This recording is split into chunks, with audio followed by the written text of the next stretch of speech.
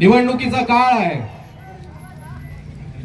मतदार विचार करत आहे की मतं कोणाला द्यायची.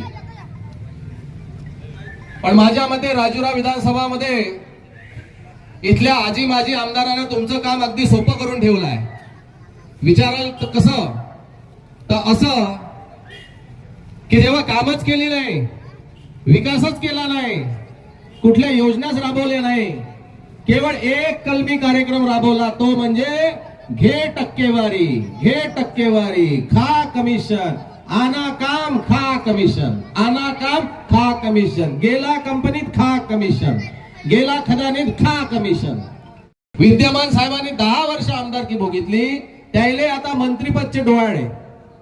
या वयात मंत्रीपद कायले पाहिजे, तर तुमचा विकास करायला पाहिजे का सांगा. जेव्हा आमदार असताना दिवे नाही लावले, तर आता मंत्रीमधून का करणार आहे. मंत्री बनल्यावर तर तुम्हाला मुंबईतच दिसन. तसे हे आजी माजी आमदार 4.5 वर्ष दिसत नाही, निवडून आल्यावर, हारल्यावरती दिसते. बरोबर आहे की नाही. पण निवडून आलाय, मंत्री झाले तर अख्ख्या महाराष्ट्राचा भार. इथं 400 गाळं सांभाळता येत नाही, 4 तालुके सांभाळता येत नाही, तर अख्खा महाराष्ट्र कसा सांभाळणार. या वयात तुम्ही त्याच्या डोक्यावर एवढा भार टाकून दिला, उद्या काही कमी जास्ती झालं तर जबाबदार मतदारच जबाबदार राहील का नाही. तुम्ही एवढा भार टाका एखाद्याच्या अंगावर या वयात. म्हणून माझ्यासारख्या युवा नेत्यासाठी अगदी सोपं झालंय. मला फक्त जाऊन सांगणं आहे तुम्हाला का उद्या बरं वाईट झालं, पोटनिवडणूक लागली आणि महाराष्ट्र सरकार एवढी बदमाश आहे, कोणाची आली तरी का ते पोटनिवडणूक लागली का घेतच नाही निवडणुका. घेते का. किती वर्ष झाले, 3-3, 4-4 वर्ष झाले जिल्हा परिषदेच्या निवडणुकाच नाही, पंचायत समितीच्या निवडणुका नाही, महानगरपालिकेच्या निवडणुका नाही, नगर परिषदेच्या निवडणुका नाही. राहिलं मग तुम्ही पोरके बिना आमदाराचे. विचार करा, अगदी सोपा विचार आहे. ते इतिहास आहे, भविष्य मी आहे. त्याच्याकडे अमाप पैसा आहे. कायचा पैसा आहे, तर काळा पैसा. कधी विचार केला का या आजी माजी आमदाराचा व्यवसाय काय आहे. उद्योगपती आहे का हे लोक. सांगा कोणती फॅक्टरी आहे. या आजी माजी आमदाराची कोणती फॅक्टरी आहे का. सिमेंट फॅक्टरी आहे का, ठेकेदार आहे का. हा, याच्या परिवारामधल्या लोकांना मोठे मोठे ठेके भेटते सिमेंट कंपनी, हे वेगळी गोष्ट आहे. पण आजी माजी आमदाराचा व्यवसाय नाही, मग करोडो रुपये येते कुठून. हे अजून एक आलं नवीन पार्सल. पहिले घुकुसले लुटलं, मग जिल्हा परिषदले लुटलं, आता तुम्हाला लुटाले आलं. आहे का नाही. यायले लाडकी बहीण आता आठवते. माझ्या आई बहिणी ऐका, 4.5 वर्ष अगोदर काऊन नाही आठवल्या बहिणी. त्याचं कारण असं आहे, मतांची झाली कडकी म्हणून बहीण झाली लाडकी.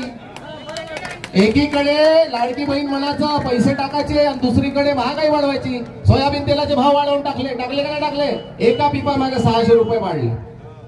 याला जबाबदार कोण आहे. हे बोगस लोक. देवा धर्माच्या नावावर आपल्याला चिवत्या बनवते. घरोघरी अयोध्याच्या अक्षता पोहोचले. आबा रोजगार कुठे आहे. घरोघरी राम मंदिरचे गाव आहे तर ते पोहोचले. आरोग्य कुठे आहे. आपल्या विधानसभामध्ये अनेक गावांमध्ये अजूनही दूषित पाण्यामुळे लोकांचे जीव जात आहे.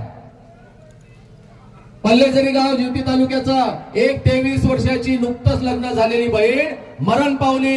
गावोन दूषित पाण्यामुळे गावात हागवणीची साथ आली. तिला 3 महिन्याची पोरगी आहे. 3 महिन्याची पोरगी. सांगा आता त्या 3 महिन्याच्या पोरीचं भविष्य काय होईल.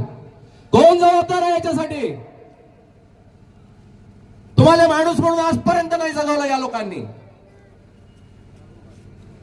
डुकरा हो का आपण, ढोरा हो का, जानवर हो का आपण. दूषित पाण्यामुळे मरणार आपले लोक आणि आपण जातपात बसतो. दारू आणि चिकनच्या मागे आपण आपले वोट टाकून देतो. का जन्म दिला असेल ईश्वराने आपल्याला असं रस्त्यावर मरासाठी. आरोग्य व्यवस्था पूर्णपणे सडलेली आहे.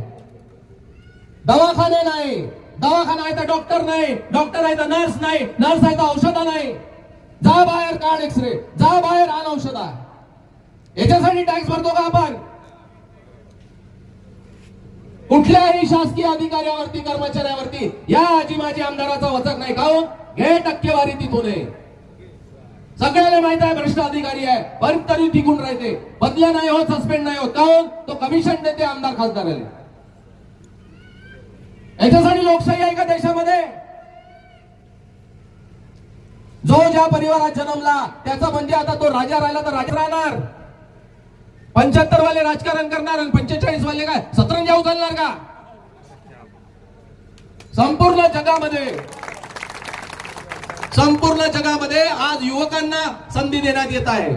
डिजिटल इंडिया म्हणते, मेक इन इंडिया म्हणते, अजून काय काय तो फेकू म्हणते, आणि करते काय धंदे? ज्या वयात नातवं खेळायला पाहिजे त्यावेळेस यायले घरं भरायसाठी राजकारण करायचं आहे. खरोखर तुमची सेवा करायची असती तर जेव्हा विद्यमान होते तेव्हा काऊन नाही केले? एक MIDC आणू शकले नाही, जे MIDC होती ते चालू करू शकले नाही, इथल्या युवकांना रोजगार देऊ शकले नाही. अरे थू आहे अशा नेतृत्वावर. 4 तालुके आहे, 4 सिमेंट फॅक्टरी आहे, WCL आहे, खासगी उद्योग आहे, तरी आमचे भाऊ आमचे मुलं बेरोजगार आहे. याला कारणीभूत कोण आहे? प्रदूषण आपण सहन करायचं.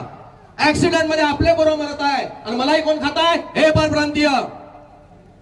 मी कुठल्याही परप्रांतीयाच्या विरोधात नाही, पण इथे जर उद्योग असेल तर पहिला अधिकार माझ्या पोराचा आहे, इथल्या भूमिपुत्राचा आहे. 100 नोकऱ्या असन तर 80 नोकऱ्या माझ्या मुलांना. माझी माती माझा रोजगार.